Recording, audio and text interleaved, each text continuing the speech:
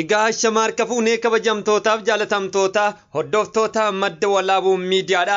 Bakka jirtanitti nageenyi jaalalli keenya isin dhaqqabu isiniin jecha qophii ispoortii irratti kan fuulleffate qophii addaa isin dhageessifna. Walmorkii Premier League biyya England 2022 sababeeffachuudhaan kilaboonni England bebbeekamoon keessaayyuu yeroo ammaa kanatti of duubatti mucucaachuun isaa ammumarra deeggartoota yaada keessa kan galchee hoggaa ta'u tapha guyyaa kaleessaa geggeeffameen kilabiin beekamaan biyya London Arsenal goolii 2-2 mo'achuun isaa keessaayyuu walmorkii bara kanaatiif ga'umsa guddaa qaba kan jedhu raagni adda addaa kennamaa jira. Kanaan walqabachuudhaan Premier League England keessatti maqaa gaarii kan qabu armaan dura guddattootatti fayyadamuudhaan seenaa addaa kan dalagaa ture kilabiin Arsenal ga'umsi isaa agarsiisee jira. Kanaan walqabachuudhaan dirree sa'aatiin alatti Crystal Palace wajjin hoggaa taphatu goolii 2-2 mo'achuudhaan guyyaa kaleessaa seenaa isaa rikoordii akkaawuntingii jalqaba galmeeffatee jira. Arsenaal yeroo hedduu irra deddeebiidhaan komiin hedduun gama deeggartootaatiin yeroo itti dhiyaataa turetti hanqinni leenjisaa akka jirus deeggartoonni kilabichaa wal dorgommii bara xumura isaa 2021 keessatti irra deddeebuudhaan ibsachaa turani. Kuni kanumaan osoo jiru kilabiin beekamaa fi seenaa guddaa qabu Arsenal yeroo guyyaa kaleessaa taphataa isaa duraanii fuggisoo leenjisaa Crystal Palace Paris Beeraanfaa kan keessatti leenjisummaa yookaan qooda leencaa fudhatan Crystal Palace dirree isaatiin alatti 2-2 mo'achuun isaa seenaa addaa ta'ee jira.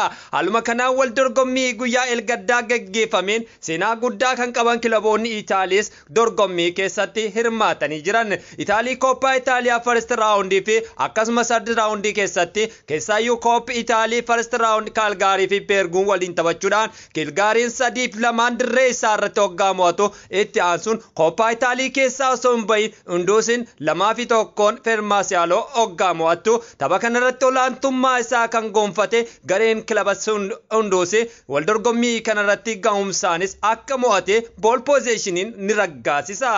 Wal dorgommii Coppa Italia keessaayyuu biyya Itaalii keessatti maqaa guddaa qabuu fi seenaa guddaa qabu kana keessattuu ciminni kilaboota irra deddeebiin mul'achaa ture.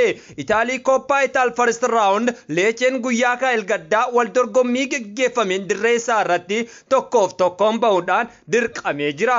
Haaluma kanaan Coppa Italia First Round Spadoriyaan goolii 1-2 Reejinaa hoggaa mo'atu.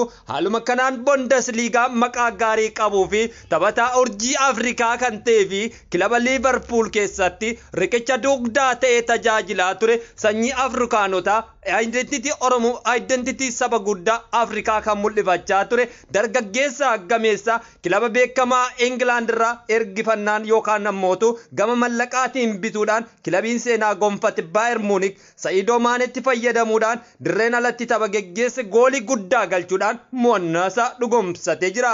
Keessaayyuu Frankfurtiin salphatti harka kennisiisuun baay'ee ulfaataa ta'ullee taphattoota ciccimoon kan haguuggame kilabni Bayern Munich 1-6 dirree isaaniitiin alatti mo'achuu danda'ee jira. Kuni kanumaan osoo jiru kilabiin beekamaan biyya France liigii 1 keessatti taphatan Lyon fi AC Ajiikoon taphachuudhaan Lyon akkuma beekamu kilaboota France ni qaba jette ittiin boontu keessaa tokko kan ta'e kilaba Lyon ture.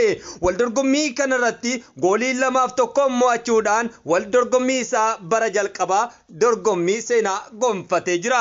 Keessaayyuu wal morkiin gurguddaan kan keessatti geggeeffamu kilaba biyya Jarman keessatti Lyon seenaa addaa qaba. Haaluma kanaan Neezerlaand Henderson regular reason kan jedhamuun beekamu Hervan duwwaa Ispaartaa hoggaa wajjii bahu. Haaluma kanaan wal morkiin sun biyya Roomaan keessattis kilaboonni adda addaa wal morkiilee adda addaa geggeessanii jiran. Kanaan wal qabachuudhaan Premier League England irratti sadarkaa tokkoffaa qabatee kan jiru kilaba Tottenhamidha. Kilabni Tottenham seenaa addaa galmeeffatee galmee addaatiin kan jalqabe hoggaa ta'u yeroo ammaa kanattis goolii 3 galchuudhaan sadarkaa tokkoffaa irratti qabxii qabatee kan jiru hoggaa ta'u Bournemouth qabxii 3 goolii 2 qabaachuudhaan sadarkaa lammaffaa irratti argama. Haaluma kanaan kilabiin lafaa dhufaa jiruuf guddattoota hedduu of jalatti hammate kilabiin Arsenaalis qabxii 3 goolii 2 garaagarummaa tokko malee sadarkaa sadaffaa irrattis argamee jira. Newcastleis bara kana qabxii gaarii argachuudhaan sadarkaa afuraffaa irratti kan argamu waggaa ta'u Leeds Unitedis qabxii 3 shanaffaa irratti Chelseanis qabxii 3 garaagarummaa goolii isaan jidduu jiruun 1 hanga 6 qabatanii jiran. Haaluma kanaan kilabiin seenaa guddaa qabu kilabni Fulhamis guyyaa har'aa wal morkii geggeessan Liverpoolii wajjin qabxii qooddatanii ba'uuf dirqamanii jiran. Keessaayyuu kilabii seenaa guddaa Champions League Europe hanga Premier League Englanditti maqaa gaarii fi taphattoota ciccimoo kan qabu kilabiin Liverpool guyyaa har'aa 2-2 dirqamee jira. Marrigaa tapha kanarratti taphattoota ciccimoo hedduu fayyadamuus kilabiin Liverpool Fulhamin tasuma harka kennisuus hin dandeenye. Inumaayyuu gooliileen hedduun haa baraaran malee Liverpool ga'umsa isaa armaan duratti beekamu keessatti akka hin argamne ragaaleen ni mirkaneessanii. Kilabii seenaa guddaa qabuu fi maqaa gaarii qabu Liverpool haala kanaan moo'ata walqixa ba'uun isaa ammas hojiin guddaan leenjisaa akka eeggatuu fi taphattoota ciccimoo akka mallatteessuu qabu ragaaleen adda addaa ni addeessanii. Haaluma kanaan kilaboonni guyyaa boruu taphatanis itti yaada isaanii fuunee isin biraan ga'uun duratti wal dorgommii seena qabeessa Premier League South Africa yookaan Afrikaa Kibbaa keessatti taateen guddaan guyyaa har'aas raawwatamee jira. Cape Town City wajjin kan taphate Champions Leaguein Afrikaa yeroo hedduu irra deddeebi'uun fudhachaa ture Mamadou Sandawa goolii 2-2 dirree isaatiin alatti moo'achuun danda'ee jira. Marrigaa daawwattoota keenya kan dhageeffachaa jirtan qophii tamsaasa kallattii ispoortii irratti fuulleeffachuudhaan isin biraan ga'aa jirrudha. Marrigaa Premier Leaguein England bara kana garam deemaa fi akkam ta'anis waan waliin laalludha. Marrigaa kabajamtoota jaalatamtoota ilmaan Oromoo idil addunyaadha bakka jirtanitti nageenyi keenya jaalallisinaa dhaqqabu isiniin jecha wal dorgommiilee Premier League England kallattiidhaan kan gurra isin buufnu ta'a. Ammaaf immootu kallattiidhaan gara Oromiyaa isin geessina.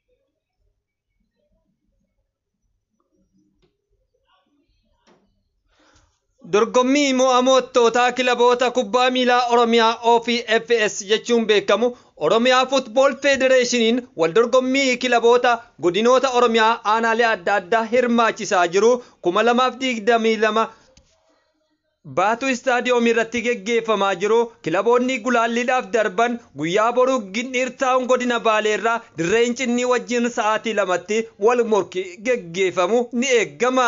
Haaluma kanaan wal morkii kanarratti kan seenaa qabu Hurumii fi Daalattiinis sa'aatii 4 akka lakkoofsa biyya keenyaatti dirree Baatu istaadiyoomitti wal argu. Oromiyaa Koofii yookaan Bunni Oromiyaas sa'aatii 6 irratti Karee kubbaa miilaa godina Baalee aanaan Raayituu Baalee Bahaa Raayituu wajjin wal dorgommii Oromiyaa Koofii wajjin godhamus ammamumaa tilmaama kennamee jira.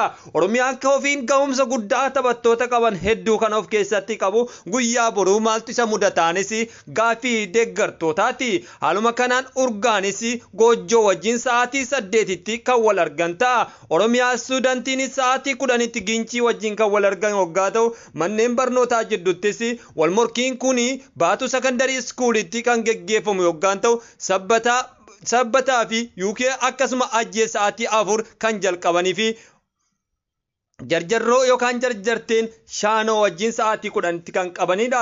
Haaluma kanaan Baatu Primary School Stadiumii keessatti kan jalqabamu Aggaaroon sa'aatii 2tti Gaaddisa Odaa wajjin Adaabbaan yookaan Arsiin Dhihaa waliin Cillee wajjin Taajiin sa'aatii 6 irratti Fiqir Katamaa wajjin Fiqir Jimmaa wajjin Jimmaa Taasfaan akkasuma sa'aatii 8 fi Saaruu Baatu wajjin wal morkii kan geggeessanidha.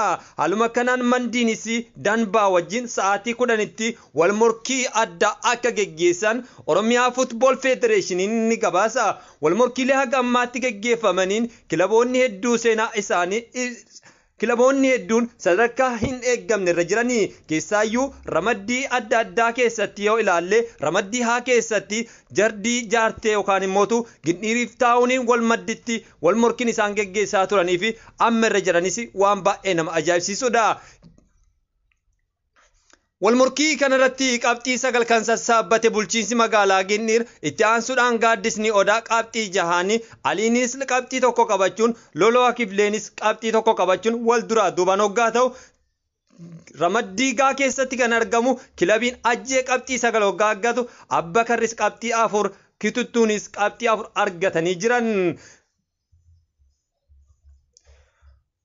Marregaa kan dhaggeeffachaa turtan sagantaa tamsaasa kallattiidha. Jiddugaleessa godhachuudhaan Oromiyaa irraa kan isin biraan gahaa turre OFCCdha.